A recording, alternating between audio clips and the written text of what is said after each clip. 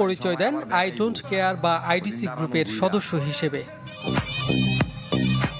নাম যেমন don't care, কাজেও কাউকে যেন পরোয়া করে না মোহাম্মদপুর আদাবর এলাকার সক্রিয় এই আইডিসি কিশোর গ্যাং।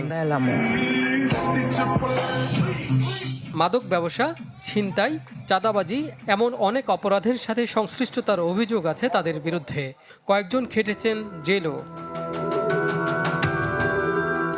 আইডিসি গ্যাংয়ের প্রধান বলে নিজেকে পরিচয় দেন সোহেল, যাকে কখনো দেখা যায় টাকার উপর শুয়ে আছেন, আবার কখনো পার্টি করতে। এই Sohel being IDC biggest Mohammadpur নামে একটি ফেসবুক পেজের অ্যাডমিন। এর সদস্য প্রায় 11,000। কবজিকাটা আনোয়ার গ্রুপের প্রধান শুটার আনোয়ার, রাফাত, তুষার ও ইউনুসের মতো বিভিন্ন মামলার আসামিদের সম্পৃক্ততা আছে আইডিসির গ্যাংয়ের। মোহাম্মদপুরবাসীর অভিযোগ, এমন